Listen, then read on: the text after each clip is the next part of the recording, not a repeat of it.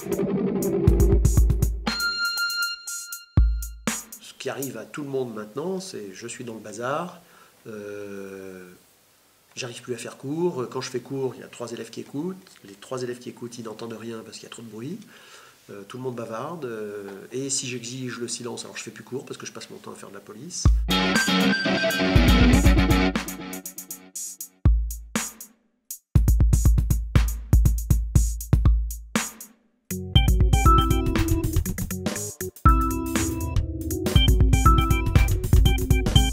Il y a un gros changement qui est en train de se produire. Il se produit pas partout en même temps, mais presque. C'est-à-dire qu'à l'échelle, à notre échelle d'adultes, c'est en train de se faire. Grosso modo, on a eu ceux qui ont plus de 30 ans maintenant, ils étaient dans une culture qui est assez semblable à la nôtre. Ceux qui ont entre 30 et 20 ans à peu près, ils sont plus dans un monde dans lequel, pour eux, l'électronique est très voisine de la mécanique. Par exemple, pour eux, un téléphone portable, c'est équivalent à en complexité, pour eux, c'est équivalent à une serrure de porte. Et pour nous, c'est pas vrai. Et les gens du supérieur les appellent electronic native. Ils sont nés avec l'électronique entre les mains. Et cette dernière génération qui a moins de 20 ans, là, elle est Internet native, c'est-à-dire elle est née avec la communication, et du coup, ça change énormément de choses. Pour eux, le savoir n'est pas disponible au travers de la présence d'un adulte. Le savoir, il est disponible pour eux en permanence, tout le temps, à chaque instant, accessible, sur leur smartphone, sur Internet, sur les chaînes de télé, il est tout le temps accessible. Et donc, pour eux, la présence d'un adulte tient d'un autre champ ou d'une autre ça représente autre chose.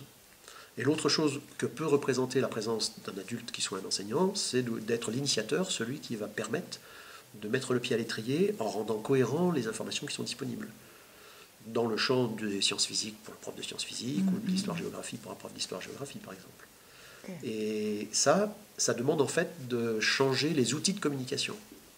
Et donc, quand, en tant qu'enseignant, on pense pouvoir ou devoir leur apporter de l'information au travers du cours qu'on leur fait, au travers du savoir qu'on est censé leur apporter, et bien pour eux, on n'est pas dans une situation qu'ils peuvent comprendre. Donc, ça nous met, nous, dans une situation compliquée, parce qu'il faut qu'on change notre mode de communication avec eux, parce que sinon on se retrouve dans la situation d'un conducteur de voiture qui conduit sur le verglas et qui ne prend pas en compte le fait qu'il y a du verglas. Il a toutes les chances de perdre le contrôle de sa voiture. Si on change le mode de communication, alors la communication existe encore. Mais sinon, on la rompt. On rompt la communication parce que, pour eux, l'enseignant n'étant plus la personne qui peut leur apporter le savoir, si on pense devoir leur apporter le savoir au travers d'un cours magistral,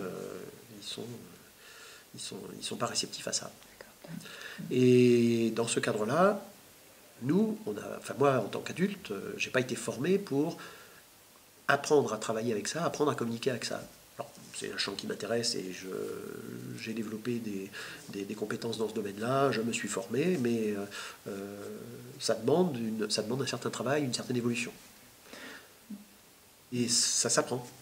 Ça s'apprend de rentrer dans un champ où on va dire à l'élève qu'on n'est pas dans la bonne situation, soit à cause de l'attitude de l'élève, au lieu de lui dire « c'est pas comme ça qu'il faut faire ».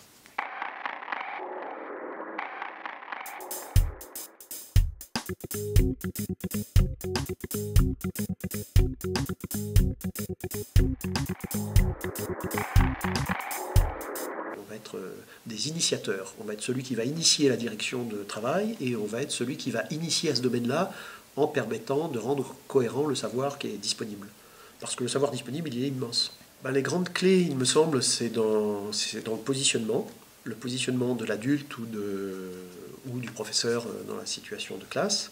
C'est qu'au lieu d'être dans une situation purement hiérarchique de transmission verticale du savoir où je sais et tu apprends, on est amené à se mettre dans une situation un peu plus horizontale, de collaboration, où on va proposer une certaine direction, pour que cette direction soit prise par les élèves, il faut qu'on soit dans la collaboration. Et dans cette direction-là, on va leur demander d'aller chercher eux-mêmes le savoir dans leurs compétences propres qu'ils ont déjà, ou au travers de documents. Et avec eux, on va organiser le savoir. D'autres enseignants se disent, oui, mais alors, si la connaissance est disponible, à quoi je sers? À quoi je sers, ils vont plus venir en classe. Et en fait, pas du tout. Ils ont beaucoup envie de venir au lycée.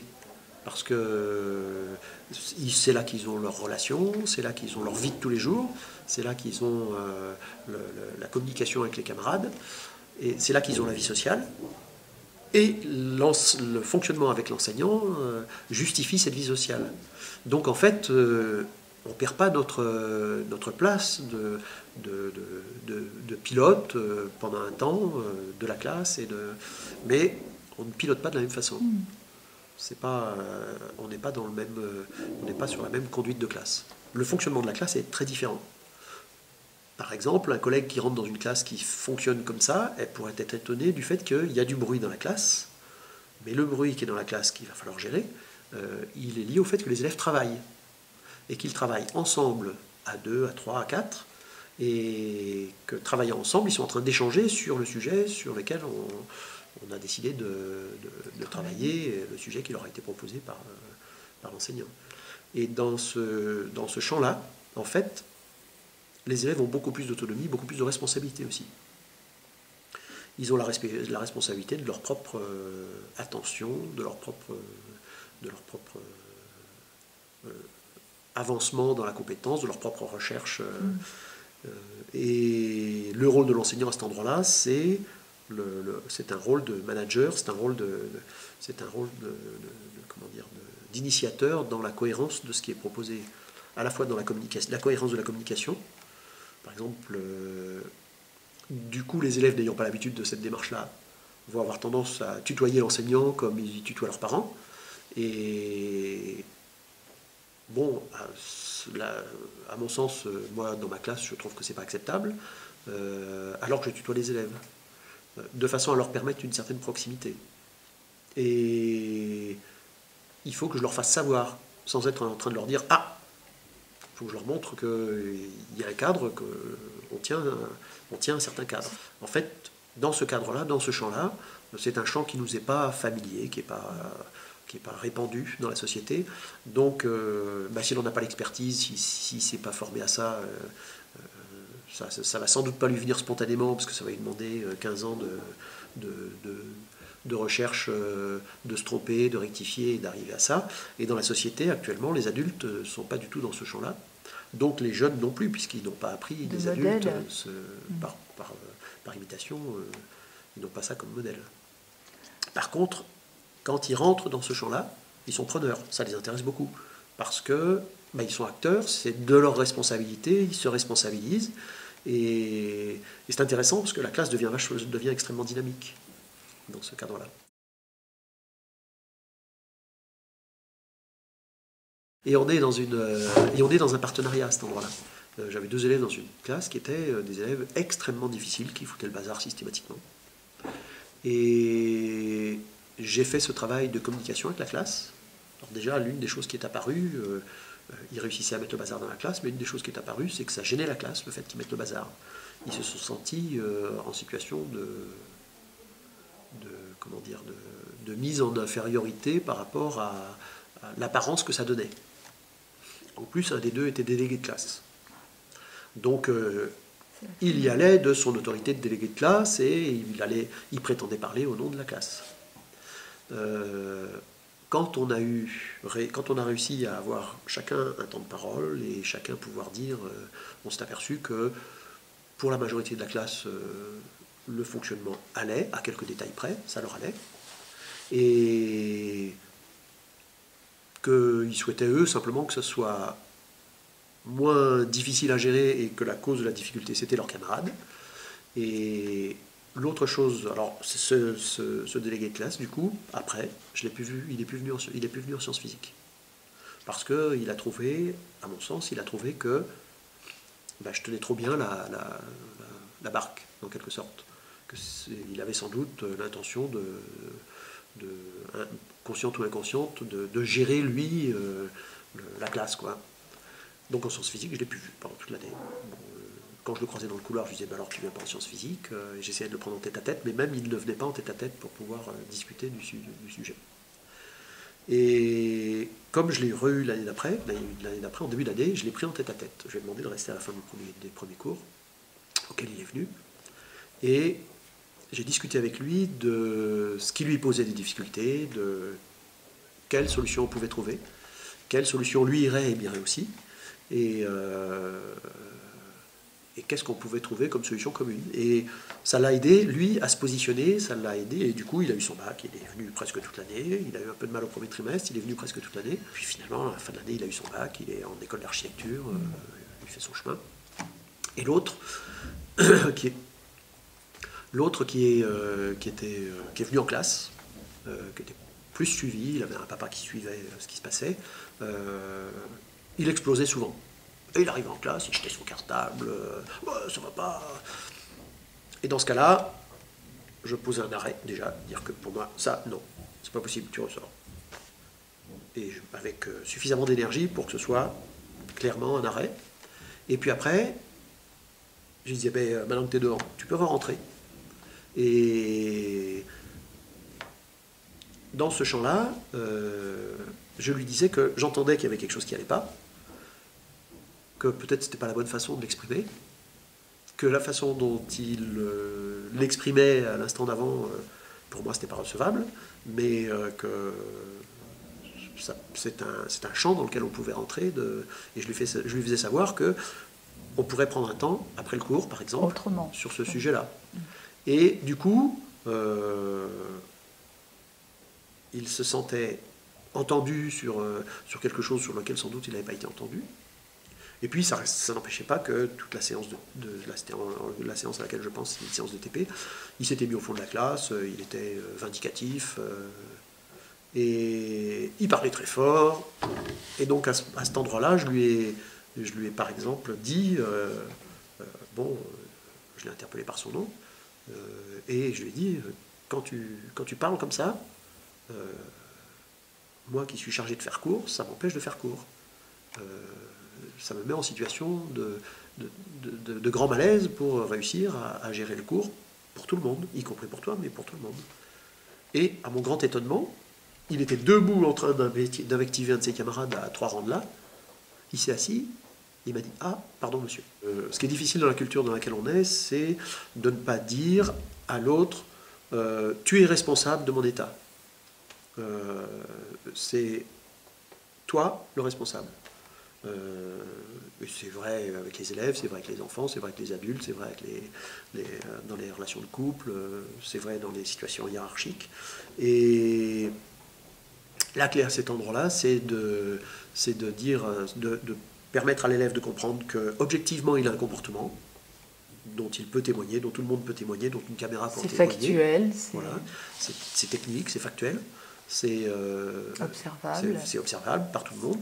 Et y compris par lui, même s'il est en état de colère ou d'autre chose, et de lui dire qu'à cet endroit-là, je suis dans un état dont j'ai certainement la responsabilité, mais pour autant, la situation est celle-là et que on pourrait gérer les choses autrement. Et on pourrait les gérer tous les deux. Et en fait, ce qui est vraiment surprenant dans ces situations-là, qui sont souvent des situations très difficiles, c'est que le peu d'empathie que l'élève peut avoir de disponible, eh bien, ça permet déjà de faire tomber la pression. Après, il y a aussi des élèves qui ont peu reçu. Donc un élève qui a peu reçu d'empathie, qui a peu reçu d'écoute, il va avoir du mal il n'a pas de schéma, il n'a pas de modèle, et il va avoir du mal à rentrer dans une écoute ou dans une empathie. Donc ça peut nécessiter, moi ça m'est arrivé avec cet élève-là, de le prendre en tête à tête après, ouais. et au lieu d'être vindicatif avec lui en disant de lui dire bon, j'ai l'impression qu'il y a quelque chose qui ne va pas. Plus ils vont avoir reçu d'écoute, plus ils vont comprendre ce que c'est, et plus ils vont être capables d'écouter aussi. Et c'est c'est une situation qui est paradoxale dans la situation de crise. Je pense que ça se travaille, quoi. Ça demande de se dire, après coup... Ça se construit. Ça se construit. S'ils sont 30 à avoir une difficulté, ils ont peut-être tous la même. Et donc là, tu t'adresses à la classe. Alors là, il y a moyen de s'adresser à la classe. Moi, ce que j'ai déjà fait dans ces conditions-là, c'est de déstructurer les tables, de mettre les tables en rond. Là, elles sont par exemple rangées vers un tableau, de mettre les tables en rond et de m'asseoir dans le rond, donc qu'ils aient plus l'impression qu'il y a un prof qui est debout, des élèves qui sont assis en train de travailler, on est tous assis, et on a tous la même capacité, et on est tous plus ou moins au même niveau. Il y a des techniques, on peut désigner d'un commun accord quelqu'un qui va prendre des notes, quelqu'un qui va réguler, et surtout on régule en disant, on donne des règles à ce moment-là, de dire qu'on ne répond pas du tac au tac, on laisse la personne parler, on l'écoute. Et puis si on est concerné par ce que la personne a dit, alors on aura un droit de réponse. C'est ça qui est intéressant, c'est qu'on peut placer ça dans la remédiation, dans la façon d'apporter une réponse à un endroit où il y a des difficultés. Alors, c'est vrai dans le champ du comportement, mais c'est aussi vrai dans le champ des apprentissages. Moi, je l'ai fait aussi avec des groupes plus restreints. Je l'ai fait avec une classe entière il y a quelques années dans le champ de l'apprentissage, c'est-à-dire qu'une heure par semaine, avec l'accord de l'établissement, on se retrouvait et on travaillait sur le champ de l'apprentissage. Qu'est-ce qui m'empêche d'apprendre? Pourquoi est-ce que je suis en panne? Et c'était important, la classe était en très grande difficulté, et ils ont tous eu leur bac. Le seul qui n'a pas eu son bac dans la classe, c'est celui qui n'est pas venu aux épreuves. Tous les autres ont eu leur bac. Donc c'était pertinent. Je cherche à proposer aux élèves de trouver le champ de ce qui ne va pas, et de trouver des solutions pour que ça aille mieux. Et quelquefois, quelques classes, et toutes les classes ne réagissent pas de pareil, quelques classes disent « bon, il faudrait être plus autoritaire ». Et c'est intéressant, parce que je leur dis « d'accord, mais si je suis plus autoritaire, si je demande le silence, je ne vais pas le demander 5 fois. À la 2e fois, je colle. » Et du coup, ah bah non, peut-être pas. Ils se disent que « ah, ça pourrait peut-être venir d'eux ». Et du coup, ça vient d'eux. Ça donne que les élèves, en sortant de ça, se prennent beaucoup plus en main. Ils se sentent beaucoup plus responsables de la situation. Et ça a changé. Le fait ça change, tu leur donnes la ça ne change parole, pas d'un seul coup, oui. Ça change petit à petit, ils se rendent compte que, ah oui, c'est de ça dont on a parlé. Oui, d'accord. Et puis si ça ne va pas, et puis que je suis obligé de hausser le ton assez puissamment pour passer au-dessus du brouhaha qu'il y a dans la classe parce qu'on est en train de se disperser par rapport à l'objectif qu'on avait, je peux recaler les choses par rapport à ce dont on a déjà parlé. C'est pas une crise d'autorité. Oui.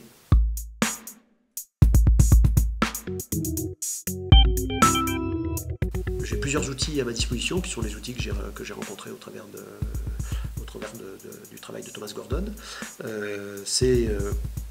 En ce qui me concerne vis-à-vis de l'élève, c'est l'écoute active. Il s'agit de lui permettre de faire émerger ce qui lui pose problème, c'est local, là, qu'est-ce qui lui pose problème localement, qu'il l'entende, qu'il ait l'impression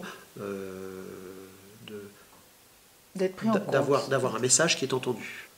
Et puis, la deuxième étape, c'est de lui présenter un message « je ».